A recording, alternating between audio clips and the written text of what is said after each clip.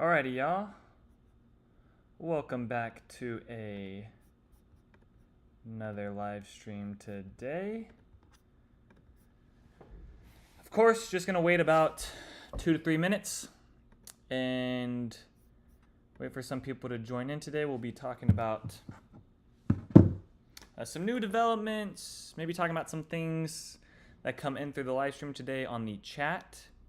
And then if you are coming back to this video after it's been posted and you do have questions, leave them down on this live stream. I will be addressing them on the next live stream, which will be the 10th, which I should be okay. Let's see. The 10th, I have a pre-walk in the morning, but I am free in the afternoon. Yeah, so I should be good for the rest of this month for live streams on Wednesday at 5 o'clock. So hopefully you're able to join me, and if not, thanks for coming back to the video and watching it too.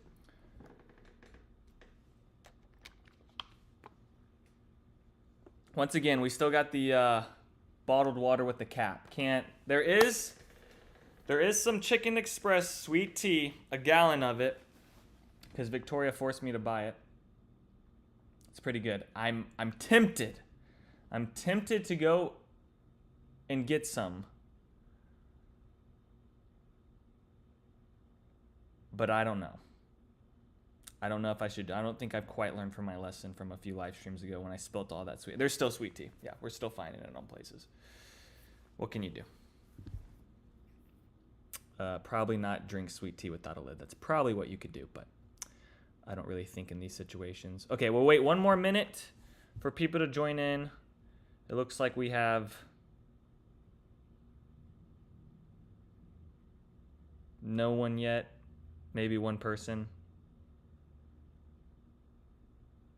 We shall just wait another 40 seconds and then I'll jump into some things. I have done a video over, let's see, I just uploaded the mosaic video with that Highland home, which I liked some parts of that floor plan on that 566. I don't know if some of you guys already watched that video. I liked some parts of that floor plan, but some other parts I was like, that ain't it. It was just kind of built a little bit different than some of the other floor plans that you see. It was kind of interesting. There are some good parts of it, but there's some other areas like the entryway into the staircase with the curved staircase. I mean, for me, if I'm doing a curved staircase, like I want that to be like the centerpiece of like the entryway, and I want that to be like where people look towards. But on that 566 plan, it kind of was just like hidden with like a ceiling on it and didn't really feel as grand as what a curved staircase kind of does to a home. And I know it's on a 50-foot lot, so it's going to be kind of small in some places. But I mean, there's other 50-foot lots I've walked into with a somewhat of a curved staircase that are a little bit better than that. But either way. Okay, so we got one comment here from Shrey. Hopefully I'm pronouncing that name right. So Highland Homes, Cambridge, and Astor Park. So are you talking about the difference between Highland Homes, Cambridge, and Highland Homes, Astor Park? Or what's kind of the question there? Because you just said Highland Homes. Oh, Cambridge plan. Sorry, I got you. My bad. Time out. I'm reading backwards today. Okay, you're fine. You did everything correct. I am wrong. Highland Homes, Cambridge plan, Astor Park. Let's dive into that here in a second. I know I just made that sound like we're going to do that right then, but let's dive into that in a second. There are some other things I want to touch on real quick. The other thing I want to say is we're over 2,000 subscribers on the channel, so thank you to everyone that's come in and subscribed. It's not that I care too much about subscribers, but it is kind of a cool, accolade or achievement or some 2,000 subscribers. I know that's pretty cool. I care more about like returning viewers and people just like staying up with the channel. Those are like the real people out there that I do appreciate, because I really don't ask people to subscribe to my channel at the end of the day. I care more about if I'm like making good enough content for people to come back. I mean, subscribing is great and all, but like I can't be out here telling people to subscribe when I don't even subscribe to YouTube channels myself. All right, Highland, Cambridge plan. We'll jump into that in a second. Anyone else? We've got now 2 people. We've got a total of 2 people watching this. Any other questions? All right, first things I want to jump into real quick, because I know people come back to this video later on once it's posted. I just want to throw this out there for some of you guys. There is a new community, okay, that just got basically announced over in Grayson County. And let me pull this up on the, actually, let's start with the Google Maps. So let's go up to Dorchester. And this is wild to me, okay? Like, this is wild. So here's Dorchester, right? Okay, then you have Gunter. Up in these areas, okay, there's not like master plan communities, and this is going back to, and maybe some of you guys have watched my live streams for quite a long time and kind of have seen how I've talked about things and where money's going and kind of where it's funneling towards. Okay, unlike some areas like Forney or Argyle or some of those things where they're kind of like already on kind of the edge of anything else that's going to go out further. Yes, there are some things going out in Justin, Texas, like that's right by North Lake and Argyle, but even further than that, there's really not, because it gets out into like oil fields and things like that. But up around this way of Dorchester, it's north of Gunter. You're going to be north of Salina, north of Prosper. So basically, this Dorchester area is going to kind of be like what I would say the distance of like Prosper is to Dallas, or North Frisco is to Dallas. So that's kind of where this Dorchester is going to be. I think that's still reasonable for people to commute down if they're working in the Prosper area, but I think more people that are going to be buying up here are going to be working in the Melissa or Sherman area. I just want to let you guys know this because there's just so much stuff going out that way. I think people just need to understand that even if you're buying in Salina in some of these areas where it does feel rural, just know that there are more big master plans communities going out. Now, this master plan going in is going to be kind of the same thing as Legacy Hills. It's going to be Century on American Development Group. It's going to be 2,100 residential units, 700 acre site, which is cool because now I'll be able to even do more videos going out towards the north with these master plan communities, which is where I kind of want to take my business. I mean, I plan on, kind of the way I see my life setting up right now is I plan on buying up at Lake Texoma at some point and then just living the rest of my days out on the lake with my family up around there on maybe a bigger piece of land with a couple homes and things like that we kind of have plans here within the next decade to kind of do. But that's kind of where I see myself going. I think you're also seeing that right now. I just had a conversation a few days ago with someone that was living within Frisco, and they want to move up north to those areas up there on like a bigger piece of land because they've lived in Frisco for so long and they got so much equity in the house they can, roll that into something that's on a bigger piece of land or a smaller piece of land. Sometimes a smaller piece of land is nicer because it's not as much maintenance, right? So it's kind of just one of those things. So that's one of the other things I wanted to, that's one of the things I wanted to announce. I don't, you can see right here, okay? You guys already know how I'm kind of, those are the builders. So it is going to be like Legacy Hills. It's going to have builders and they're going to be homes. That's kind of what I'll say with that. So what are they saying about it? 678 acres. It's going to be called Cottonwood, located at McBee Road and okay, so let's look up this. And I mean, this is just going to keep happening over the next. Okay, so this is where it's going to be located, right in this area here. And we zoom out, you can start to see, you're not too far away from 75 either. So, I mean, once they build out that road, that's going to be pretty close to the highway system. But I do think that the Google Maps on this piece of land north of 380 between Preston or Dallas Parkway and 75 is going to look wild in like 20 years from now. I mean, this is all going to be gray at some point. I just have a feeling. I don't think it's going to take too long for that to even happen, really.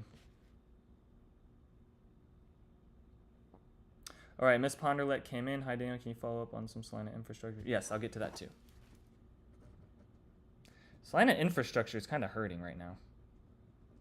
And I'm just talking about like the power grid and them getting those things set up. I've seen a lot more communities getting built faster on like the north side of Prosper than some of those communities that are further back. Like North Sky and some of those areas way up there. Okay. What was the other thing? The other thing was this got announced. So a Prosper Arts District start to develop later this year. This is going to be on the northeast corner of Star Trail over in this area here.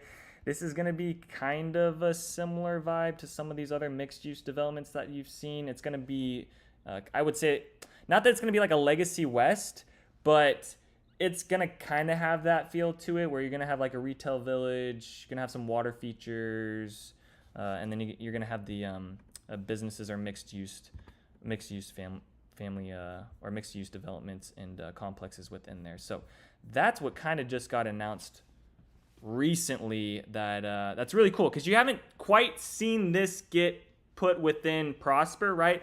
Prosper right now has been putting in all the master plan communities. They're putting in the grocery stores. They're getting the roads kind of laid out, but you haven't really seen like kind of the entertainment district of Prosper quite hit. Yes, they do have downtown Prosper, but I mean, downtown Prosper is pretty weak right now. You do have Jerry Jones that did buy up some land. They do plan on kind of doing some things around the silos over there. So you will see that kind of get more updated. You also see some investors actually buying some older homes within downtown Prosper, kind of like what they're doing with downtown Frisco, and kind of just going in and you know, reconstructing the area a bit. Okay, those are the first things that I did want to announce, but that's kind of what's on my radar right now. I am going to do an update on new developments coming to Prosper, Texas, because those videos seem to do really good, and it's been a while since I've done a video like that. So I'll be doing an update on kind of the development side of things for Prosper here soon. I just have a few more videos to get out. I have another video over the mosaic that I did with an American Legend home, and then I am doing an update on Windsong Ranch as well, which I think I told you about that on my last live stream that I did, the previous one. All right, let's jump into this one. So Highland Homes, Cambridge Plan, Astor Park. Let's check it out.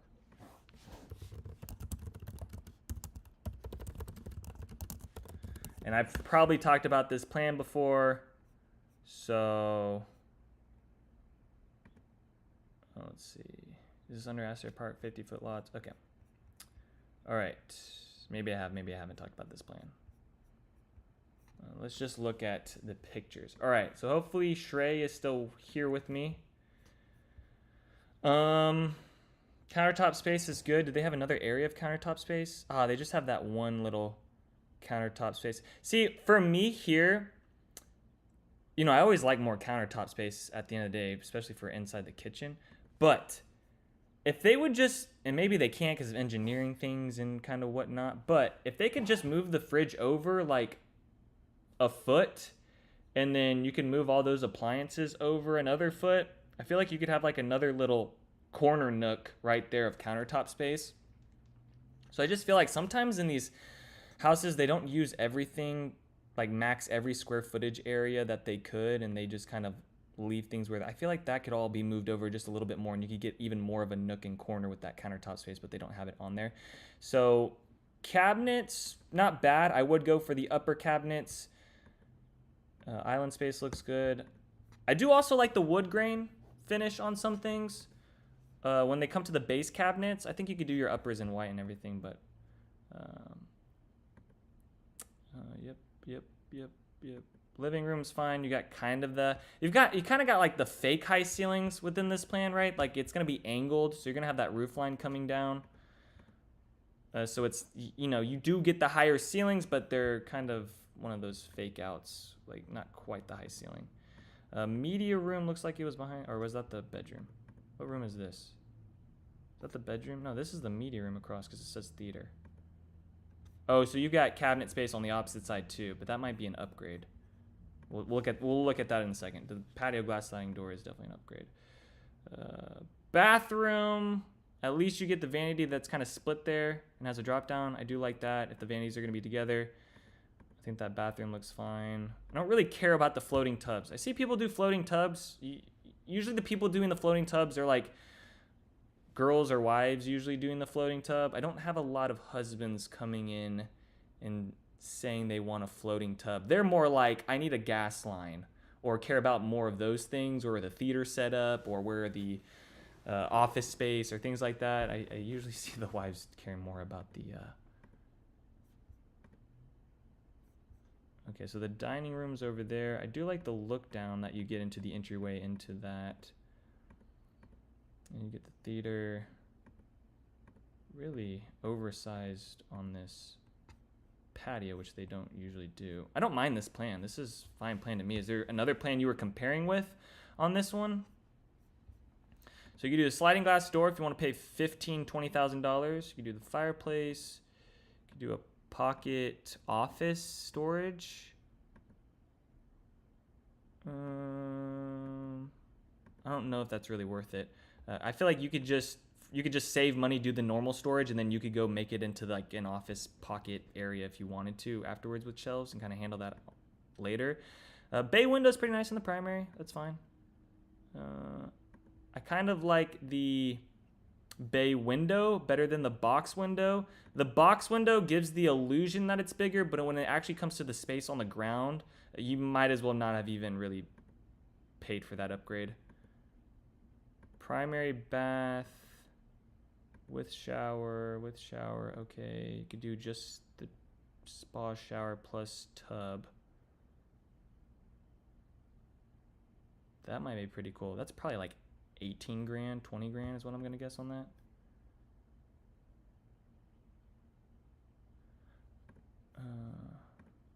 Bedroom with bath. Okay, I don't mind this plan. I think this plan's fine. That plan's fine. It doesn't really jump out to me and I'm like, whoa, this is an amazing plan, but it definitely doesn't, make me feel like it's a terrible plan. I definitely see worse plans, but that plan's fine. I don't mind it. Okay, I want to follow up with him on that. So he just asked, what do you think about the community itself, Astor Park? Do you think it makes sense to get in during the first phase? There's one part of Astor Park I don't like, but they've kind of done an okay job keeping everything off the power lines, I feel like. And honestly, I'm going to probably have to go back through this neighborhood here soon because they've probably even updated it, because I wasn't even able to drive back into this area when I went, so I'm definitely going to have to do something else. They do have a power line structure here, so I would not recommend... I mean, that's just me.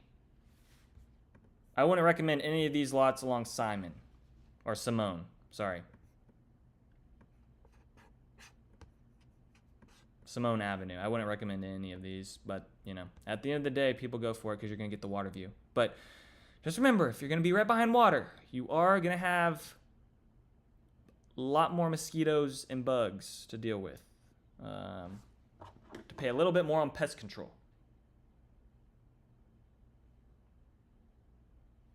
Sorry, I'm getting an email here.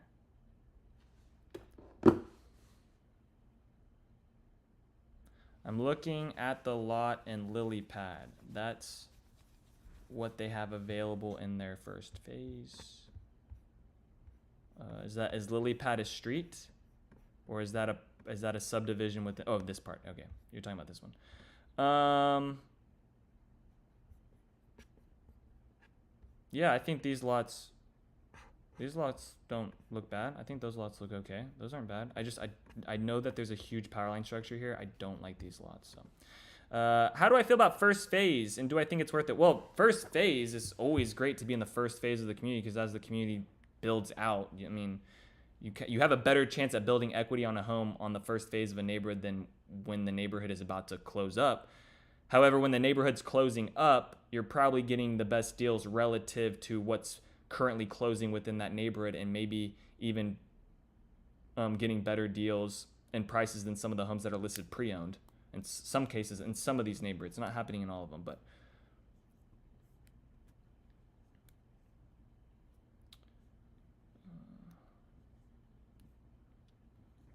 P Dang, I'm gonna get to you in a second. I saw your address come in. I'm just making sure I hit on all of great, thanks. Shrey, are you working with an agent right now?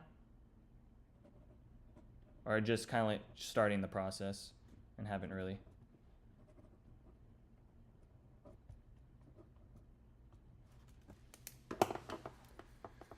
Hey, we got like 7 people in here right now. Shout out.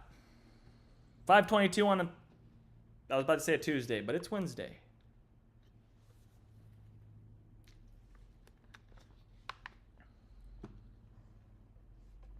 Just starting the process and at thinking phase. Okay, cool. Well, if you have any other questions, shoot me a text. Would love to work with you on your home search too, and see if we can find you something or kind of weigh options. Astor Park, the thing over there too that's going to be really good is it's going to get the new schools that get built over there off Custer Road at some point. So you'll see more value go into those areas. I mean, there's already good value just because it's into Prosper ISD to begin with. But there are going to be a lot more new schools that they have bought land over there. They're going to be building some stuff there. It's not starting anytime soon, I believe. I think they're still trying to work on Richland High School, which is up along 380. So they're trying to get that done. And then I think they're going to start moving over to some of those areas. The zoning did change on some of things around Salina, Texas and Prosper, Texas for Prosper ISD. So they've kind of updated some things and changed some things up because they're adding Richland High School into the, not this year, but into the next year. So they're kind of getting what their plan is.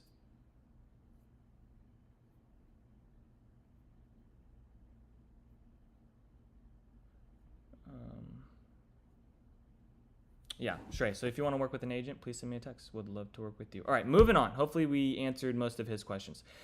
Miss Ponderlet, hey, Daniel, can you do a follow-up on Salina infrastructure, other developments in Dallas, Nortoy, Costco, the hospital, etc. coming up? Yeah, I mean, all that stuff. I'll do a new development video for Prosper. Salina really hasn't posted anything besides like new communities coming, so maybe I'll do like new communities coming soon to Salina, because there's a couple of those that are coming around. Like I did a neighborhood tour on Legacy Hills, but there's certain parts of Legacy Hills that are going to be within their own subdivision that are all going to be different. So I'm just kind of waiting right now for all that stuff to kind of get released, because the minute I upload that video, new things are going to get posted. So it's like, you know, I'd rather kind of just wait till a whole bunch of stuff is on the table for me to then do a video. But the hospital should be open by next year, summer of next year, end of next year. Dallas North Tollway is moving pretty quick. It's kind of crazy how fast they've kind of laid everything out, and it looks like they're gonna start working on it here anytime soon, in the sense of like actual road being laid down. Right now they're still moving a bunch of dirt and getting things leveled, it looks like, and graded. But I'm sure here within the next 2 months you'll start seeing actual like equipment being put up. What else? Salina infrastructure. What do you mean by infrastructure? Do you mean like power, roads, those types of things as well? I don't know if they're really expanding anything else that's more north of, let's say Frontier Prosper Trail, north of Prosper Trail. Doesn't really. It seems like everything's kind of getting, all the roads are getting expanded more in Prosper. So I think Salina is just going to take a little bit longer. There's also a lot more roads within Salina, and they're a lot longer within Salina too. So there's just going to be more money for that city to have to do those things, which I'm sure they have plans in place, but they're just going to wait till the very last minute probably to do things like that, of course. Okay, let's look up this address. Outer Loop. Well, hey, I don't know if you've been out past Parks of Wilson Creek. I'm sure you're out there because your house is getting built out there, but they actually just started breaking ground on the next phase of the Collin County Outer Loop, going through like Weston, North McKinney, and then heading out towards Melissa. So they actually did just start on that road laying down. It looks like it's a little bit more behind what the Dallas North Tollway kind of looks like right now, north of 380. So, okay, let's look up this address. Oh, this is Trinity Falls. Okay, Trinity Falls.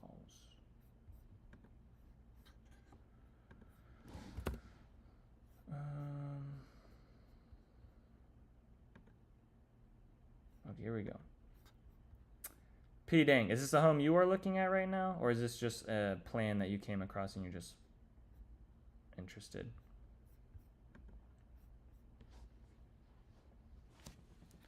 All right, we're 23 minutes deep right now. Got some good momentum on this live stream, so hopefully people coming back to watch this video are getting some good insights too, because you guys are asking some pretty good questions right now that I know I get a lot of questions like these with people calling or leaving messages.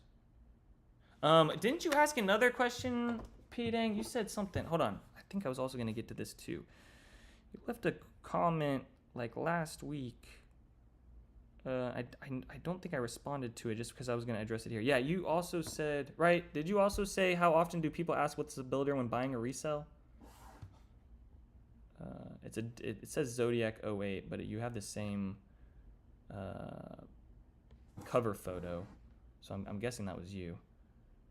And I didn't answer that back. The reason is I was going to talk about it here. So real quick, so he asked, how often do people ask what's the builder when buying a resale home?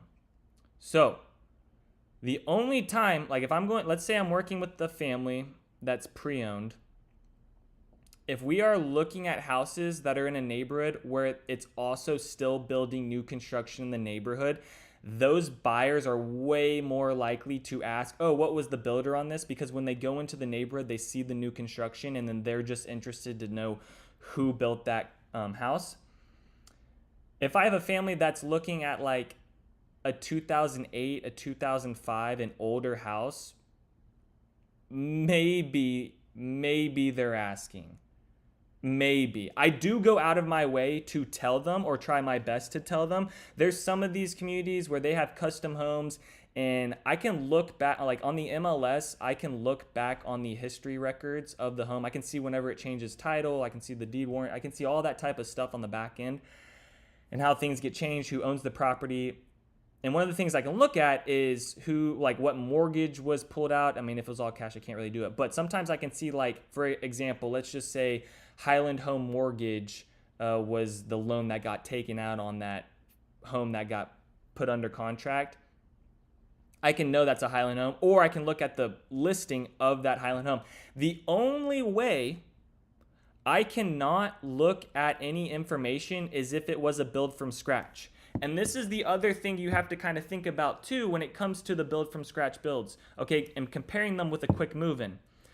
If you do a quick move-in, okay, that home's gonna get listed on the MLS. That home's then gonna get moved to pending. That home's then gonna get put on closed. And now every real estate agent is gonna be able to access, I mean, we're a non-disclosure state, but we are gonna be able to access that and then kind of, you know, tell our buyers what the deal is within that market and where things are closing. Okay, when I go into some of these neighborhoods that are new, or, you know, there's some houses down the street that haven't resold and they weren't ever a quick move in, I can't get any information on it. I mean, I could go look at the appraisal district, I can go see all those things and run numbers, but I can't actually look at what that deal looked like on the back end. So let's say you do a build from scratch and then you go resell that home. Well, every person that works with an agent that walks back into that house is not going to know that, hey, 3 years ago you bought this house and closed at $600,000 or whatever the case is. They're just not, like, when I go to the MLS and I click on some of the houses in there, it'll just say no information. I can see who owns it. It'll give me like a little thing at the top, but it will say like no other information, no other listing to pull from. So you're kind of a little bit more hidden when you go for the build from scratch. I mean, people can still go view appraisals and other stuff online from the county, but at the end of the day, you're not really laying all your cards out on the table, kind of like something like that. So that's kind of what, did that answer your question? Hopefully that kind of answered your question. Might have gone on a bit of a tangent there, but I had a lot of things hitting my brain.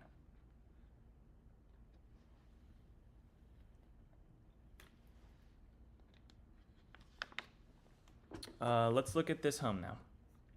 Okay, so hopefully that answered your question about people come in and they ask, but yeah, usually I try to go out of my way to tell the buyers, but if I just don't have that information and it's a very old home within a neighborhood with like 15 houses or 10 houses or 50 houses, like not a lot of people, and maybe they were custom builds from back in the day, sometimes it's just gonna be hard to know who that builder is.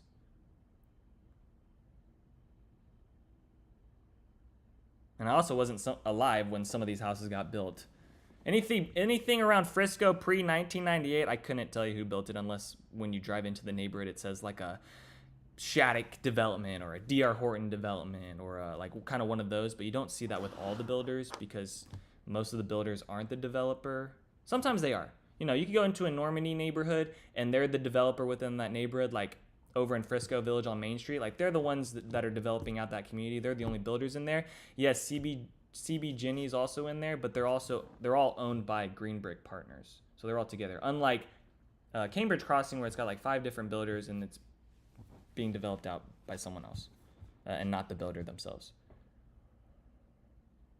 Okay, I'm looking at this floor plan. Is this a floor plan you're looking at, P-Dang?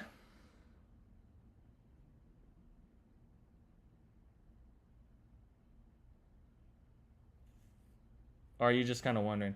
I guess I'm thinking along the lines of picking a lower tier builder in a master plan community if it was surrounded by Highland or tradition homes, knowing I'd resell later and benefit from the big guys. Oh, you mean like someone like, I don't know, David Weekly.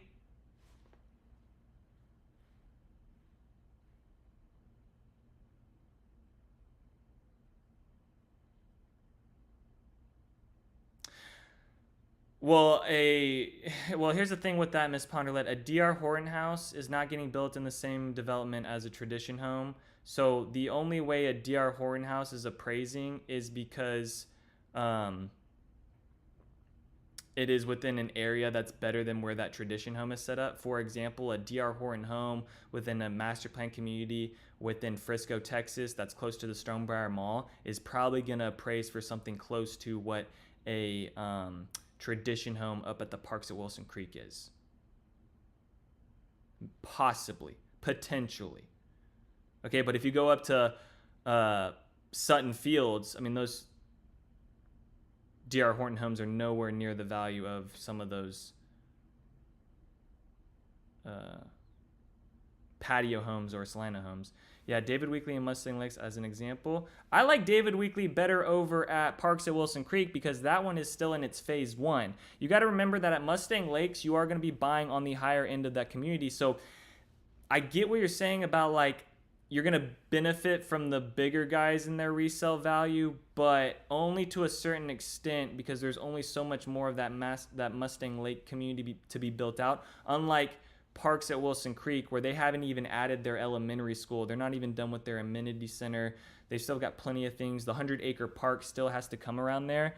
I would kind of be more on the lines of the David Weekly homes over at the Parks at Wilson Creek. I also believe those are going to be on 60-foot lots rather than 50-foot lots as well. I think David Weekly's done within Mustang Lakes, actually. I think they were down to like their last house, no? I think I talked to the sales agent and she was like, this is all we got left. Maybe she said that they were going to do another phase. Possibly. I can't remember. Guys, I try to do my best here. There's so many things going on at one time. There's so many different builders, and they're all at different phases within what they're selling, and they all have different incentives. But I do feel like David Weekly was like more right at the end. At least at whatever phase they were in. If you had to tell me tradition home, Shattuck home, or Highland home, like I don't know. I'm not like the biggest fan of Shattuck homes. Like they're nice. It's good. It's cool. But when I walk through a Shattuck home, unless it's on a huge lot, I'm like, whatever. But there's something about a tradition home and a Highland home, at least some of the bigger Highland home lots. And I've just found that working with tradition or Highland, I mean, those builders, like, I'm sure Shattuck is the same. I mean, they're the same way too, but I really do like working with tradition homes. I really do like working with them. I like working with Highland too. Shattuck is fine as well, but the inside the Shattuck home, sometimes I'm just like, okay, this is a whole lot of money. Where is everything?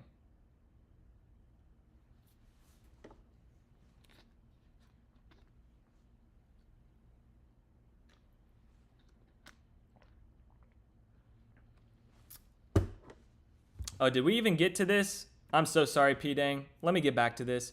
So you're looking at Perry Homes, but we're talking about David Weekly there. But anyways, we'll review this real quick. Okay, if this is going to be a 3-car garage, is that better than the home office? Is it? Living in Texas, some might say, especially when you're going to have kids and parking everything in because of storms outside, I would say. And you could always turn this front 4-bedroom into either room, right? Like, as you use the house, you could use it as an office. When you go to resell the house, you could say that it's a 4-bedroom, but with a flex space. So I don't think that's too bad, right? And it's going to have its own bathroom. I definitely would do that. Game room, 13-foot ceilings on the entryway. These hallways are pretty tight. And that's the other thing. When I walk through like a Perry Homes 60-foot lot, the hallways still feel a bit narrow. But when I walk through a tradition home hallway, everything just feels a little bit more wide. And maybe it was just the certain floor plan I walked through with the Perry home. And it's great. They give me the high ceilings on the entryway. Great. Love it. Standard 13-foot ceilings. Awesome. But sometimes I find them to be a little bit more narrow. Okay. Does anyone know? We've got 13 people in here watching. This is lovely. Okay. Does anyone know what I'm going to say about this floor plan? If you've been watching my channel, what do I not like about this floor plan? Okay. A gallon of sweet tea on me from Chicken Express if someone can guess what I don't like about this 2476 floor plan. Does anyone have a guess? Patio. No. I mean, you're not wrong though, but we're talking about a 50-foot lot here, so a lot of the 50-foot lot patios are going to look like this. That's just going to be the way it is. I kind of like how big the patio is compared to some of the other ones. Seems a little bit bigger, but I would have a little bit, I think I'd want more family room, to be honest, than the covered patio, because I can always extend the covered patio. I mean, I guess you could custom build a little bit further for the builder, but they're going to charge you up the wazoo to change up their engineering plans and architect. You got to pay a whole bunch of fees. Okay, utility room is too far. Where's the utility room? There's the mud room. Where's the utility room? Am I blind? Okay, utility room all the way down here. That's not a huge deal to me. That's not a huge deal to me. Anyone got any other guesses as to why I don't like this floor plan? Anyone else? I know there's got to be one person. There's got to be one. I've said this in my videos. I think I even walked through a Perry home. P-Dang. Here we go. Here we go, P-Dang. Shout out. I knew you'd come around. I knew you'd come around. I knew you'd come around. Okay, double doors in the garage, yes, but I think probably one of the other elevations you could just tell the builder to. That's not a whole big deal to me. This is a big deal to me because you can't get around this. You can get around the double doors. You could definitely just tell the builder to raise the header, do the double wide door, no problem. But you're not going to be able to be like, hey, can you put the dining on actually like the opposite side of the primary bedroom over by the covered patio? That's not going to happen. So yeah, the thing I don't like about this floor plan is that the kitchen goes right into the dining, which goes right into the family room, which has that apartment layout, which I just don't like. I mean, I don't like that. So I think there's better options out there.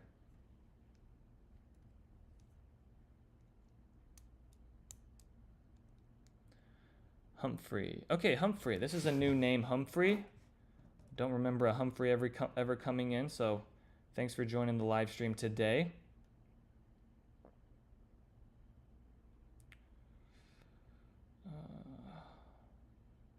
I really should have something that once I hit 100 current viewers at one time, like fireworks go off or something. I don't know how to do that. That'd be pretty cool. We've got 15 people in here at one time. 16 people. Oh my God, this is getting crazy. All right, I'm getting a bit nervous right now. What builders? Okay, let me just write this down so in case your comment goes away, I'll still have it. Okay, buying low to mid 300s. All right. Well, hopefully you don't want to be near anything if you're buying in the 300s, because you're going to be on the outskirts of town. Let me go to my MLS real quick. Can we get a little bit more specific, Humphrey? Like, can you give me North Dallas, East Dallas, West Dallas?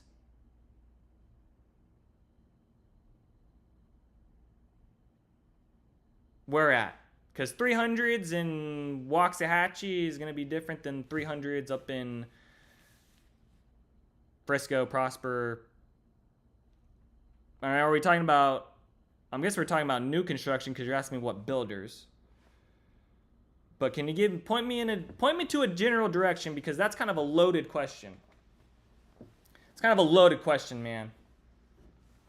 Is it a loaded question? I don't know. It's vague. There's the word I was looking for.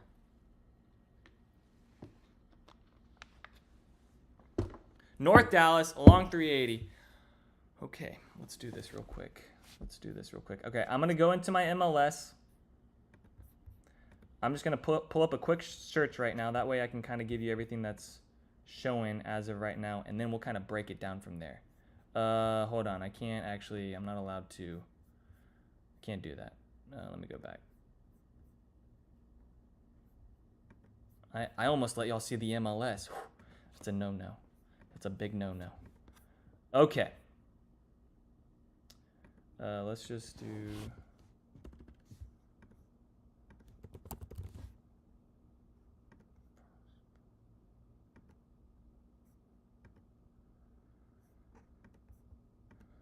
One sec. I'm doing the search right now. Just give me like 120 more seconds.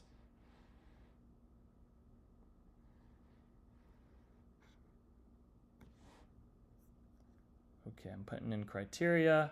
I'm basically creating a box around where the search is going to be. And we're going to do 2024. And we're going to do this range here.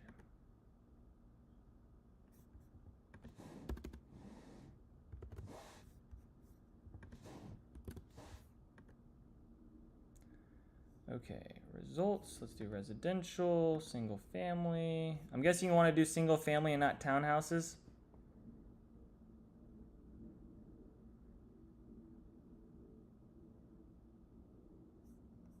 Is the townhouse fine, Humphrey?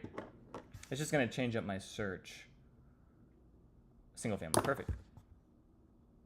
Okay, one sec. I'm going to pull up these results, and then we're going to break this down real quick. Okay. All right, I'm looking through these neighborhoods right now.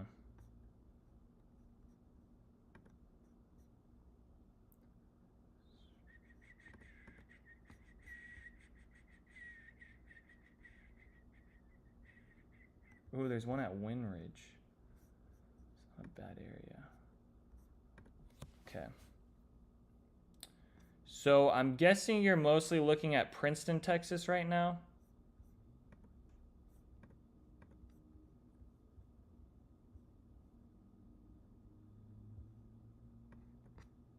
Or maybe you're not, or maybe you just started your home search.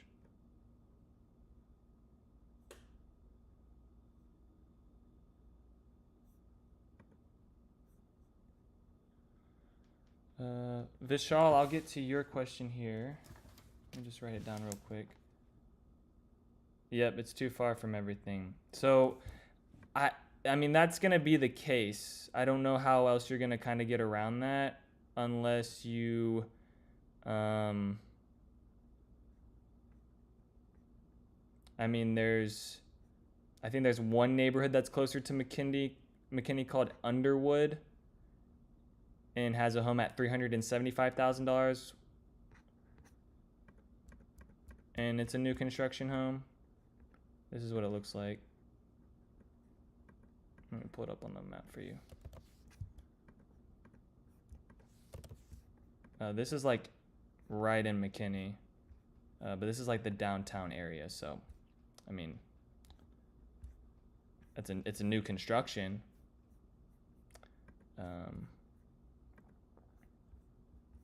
What else? Let me go back to the MLS.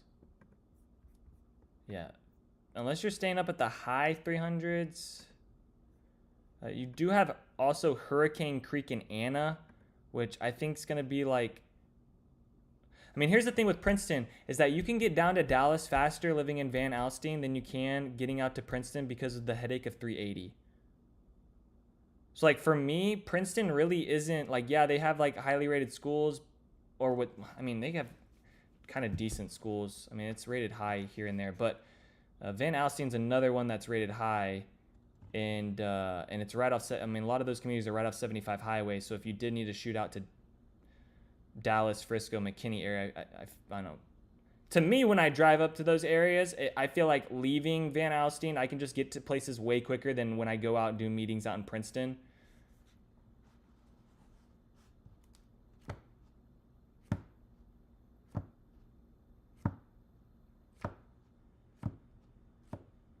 I mean, there's not really going to be the most amount of options over in those areas. Or, excuse me, there's going to be a lot of options over in Princeton, but up in like Prosper and, I mean, I guess you could go probably, yeah, not even Salina is going to have anything really in there. They got land for sale at $300,000 now. But there's some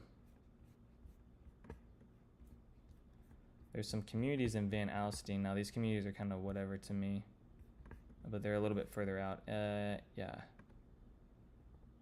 This Anna Ranch. Let me see this listing. Yeah, Coyote Meadows is a neighborhood over there that has some homes. But see, for me,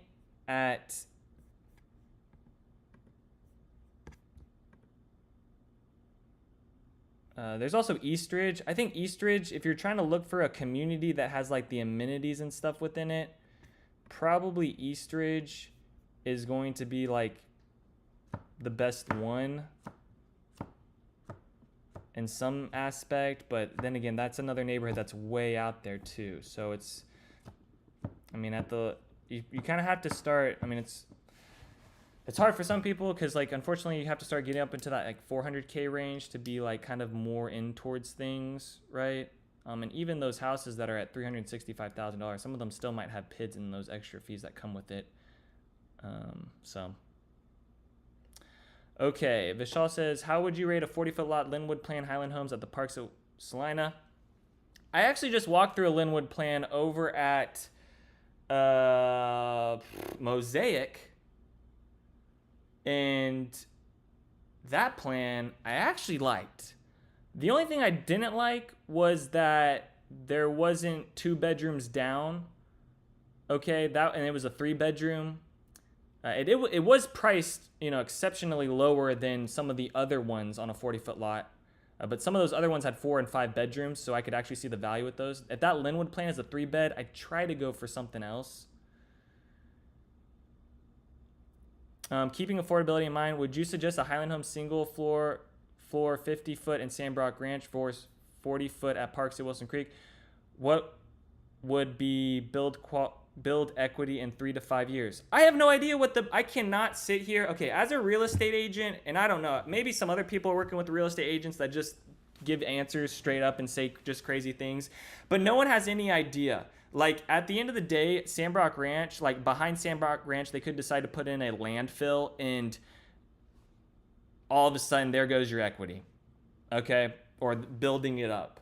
Right. So I can just go based off trends, what I see currently, what buyers are telling me, and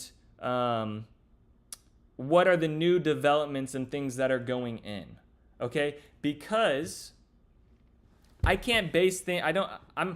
Usually how I talk to my buyers is I say, hey, right now the trend is these are the neighborhoods that, are getting the most, let's call it love or contracts or people buying. If that continues, that's going to be that should end up being a really good return on your investment. If that's what you're, at the end of the day, you're buying an asset. So you do want it to appreciate and have the best possible chance. But I can't sit here and tell you 3 to 5 years which one's going to be the best. Like as a fist on the table telling you Parks at Wilson Creek or Sandbrook Ranch. What I can tell you is that a lot of people would rather buy at the Parks at Wilson Creek than Sandbrook Ranch. A lot of other people would rather be in Salina ISD rather than Denton ISD. A lot of other people would rather be north of Prosper along Preston Road or Collin County Outer Loop so you can get out to places quicker over at the Parks at Wilson Creek. A lot of people would rather be in the phase 1 or 2 of a community to build more equity rather than Sandbrook Ranch where a good majority of that community is already built out. Yes, they still do have phases that they're going to build into, but Parks at Wilson Creek is something that's right at the beginning. So if like you're trying to build equity, it goes back into what our boy Shrey was saying earlier. I think we were talking about something like that where I was talking about equity in first phase. Is it worth it or whatnot? Now you got to ask me, okay, single floor 50 feet in Sandbrook versus 40 foot at Parks at Wilson Creek. Which one would I take? That's, once again, a very vague question. Where does the single 450 lot back up to? What's it around? Is it in a cul-de-sac? How big's the backyard? What's the lot premium on it? What are all these other things, right, that go into it? And then what's that 40-foot lot look like? Does that 40-foot lot back up right to the Collin County Outer Loop, or is it more into the neighborhood? Is it right across the street from the amenity center? Like, there's so many of these other things that go into these values of these homes, and whether or not a 40-foot lot's better than a 50-foot lot. So once again, we're kind of stuck in that situation where I just need way more details on answering something like that. All right, here's a current one we just got. If school district is not an issue, which community builder plan will go up with today north of Frisco if the requirement is above 3,500 square feet? Okay, if school, am I reading this? Hold on, If school districts is not an issue, which community builder plan will you go with today north of Frisco if the requirement is above 3,500 square feet? So you're just asking me, you're not asking me a neighborhood where you have to build 3,500 square feet. You're just asking me, you want to build a 3,500 square foot home, what would kind of be the best area to buy into?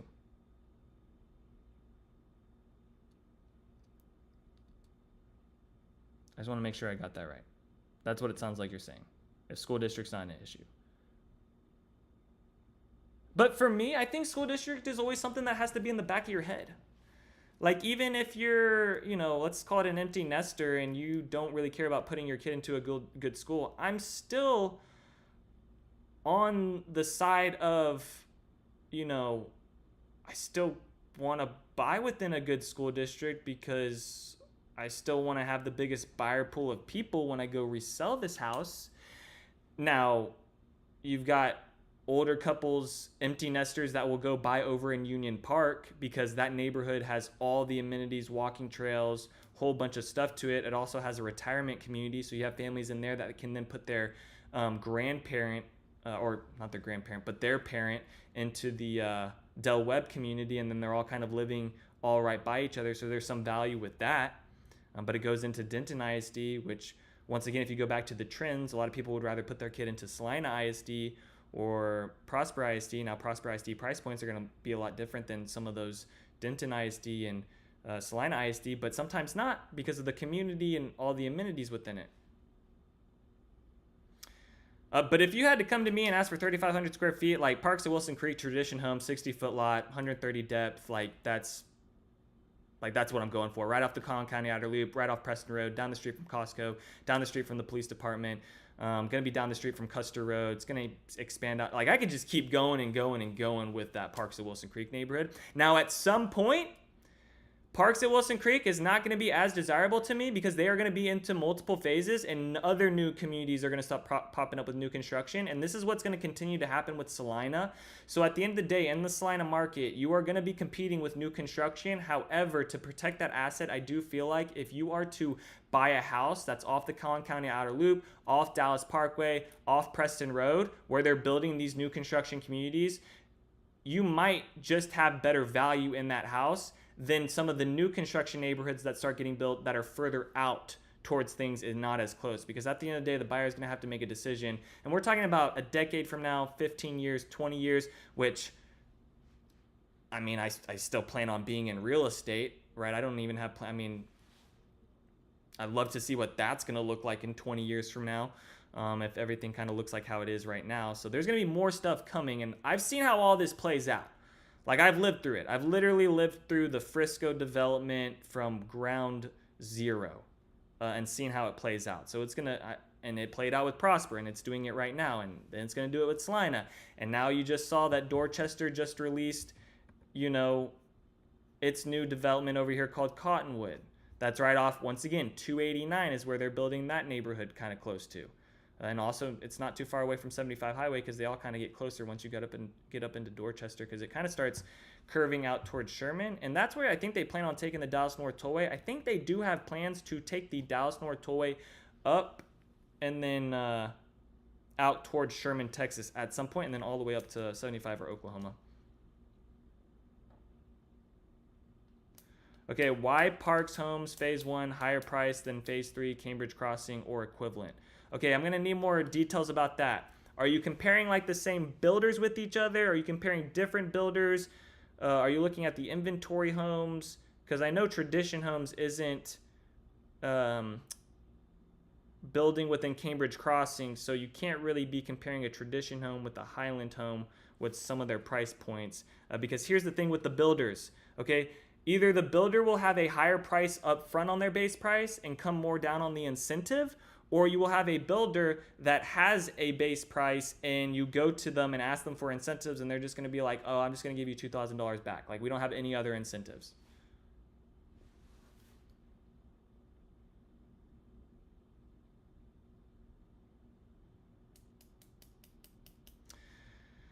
So what prices are you comparing with between Cambridge Crossing and Parks at Wilson Creek?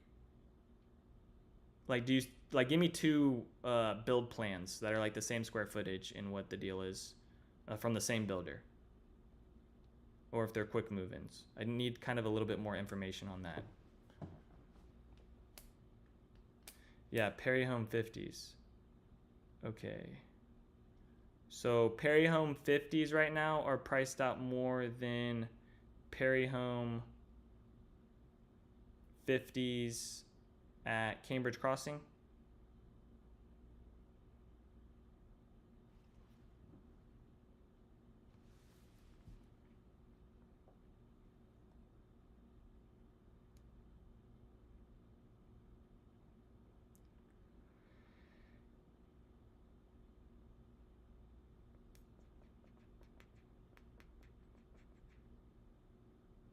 Srinivas, does that answer your question about 3,500 square feet? I mean, that's where I would go first, but I mean, they're about to be closed out on their phase one and then they won't start things later on. The reason why Perry Homes might be priced more right now is because they're not going to be releasing that phase into next year. And I think Perry Homes within Cambridge Crossing is releasing stuff right now. So Perry Homes might have already like put in their new pricing that's adjusted for the market going into 2025 when they plan on releasing those lots. And also, Perry Homes Parks is 60-foot lots, not 50s. Or are they doing 50s? I thought Perry Homes was 60s at the Parks at Wilson Creek. So I mean, that would be another difference if they're only doing 50s.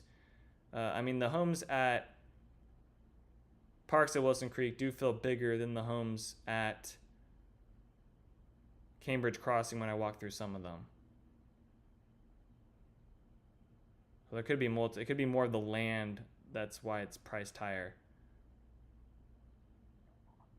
Yeah, Perry's 40s and 60s. So I mean, once again, if we're comparing a Perry 50, I mean that's gonna answer it right now. Like, those Perry homes are 60 foot and they got 130 depth on them, so they're gonna. Some of those backyards aren't terrible, okay? They're not the best. I know the backyards are not a lot of room. However, I did come across an American Legend home over at the neighborhood of Mosaic that they actually built a gate, it's like a remote gate on the back side of the home, which actually opened up the backyard even more, which actually made it a bigger backyard than some of the 50-foot lots within that community, which was really interesting. Now, that home was priced really expensive, but there was a reason for that. It's because it was a corner lot with a premium and all that other kind of jazz with it. But yeah, I mean, that's maybe kind of the reason why things are kind of priced out differently.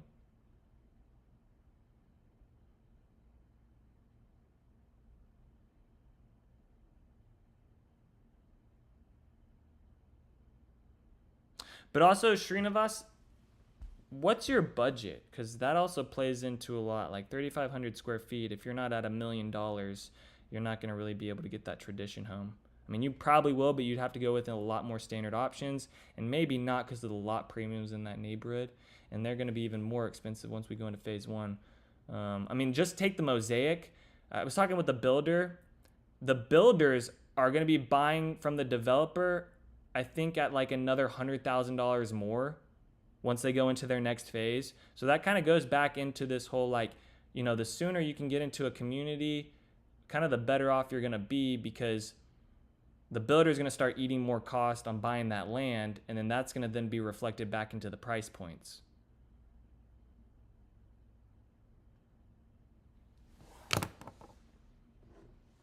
All right, we just hit an hour. Yeah, exactly. Yeah, yeah. I'm not really, see, and that's the other thing, Miss Ponderlit.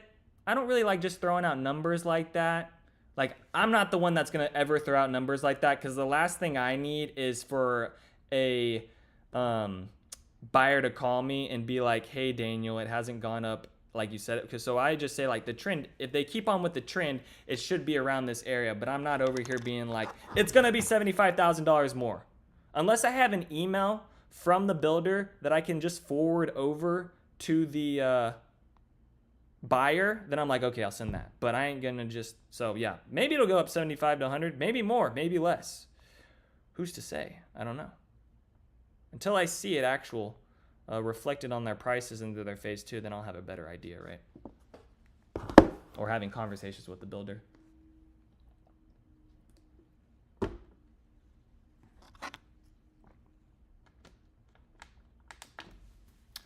All right, we've been talking a lot today, or at least I have. You guys have been pretty quiet.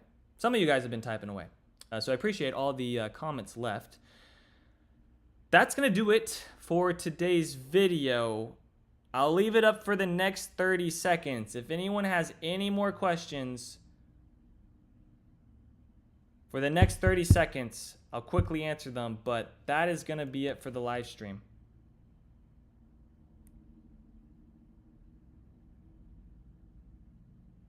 Anyone else?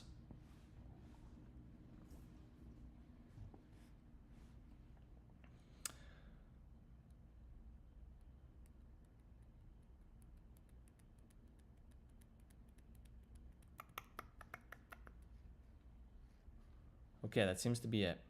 All right, hopefully everyone enjoyed today's video. And then, like I said at the beginning of the video, if you are coming back and watching this after it's posted, just leave a comment down below and I will answer it on the next one. I have next video coming out will be an American Legend home on Mosaic. I'll be doing a Windsong Ranch video. I'll try to get that out by Friday, but 4th of July is going on. I'm going out to the lake on Friday, so might be doing some stuff there. And then after that, I'm going to do an update on Prosper new developments or new communities coming to Salina, Prosper. I might do one of those things. But yeah, happy 4th of July, everyone. Enjoy the holiday, and I will see you guys next Wednesday at 5 o'clock or 5:05. Somewhere in that time, I'll be on. So I'll see you then. All right, bye, guys.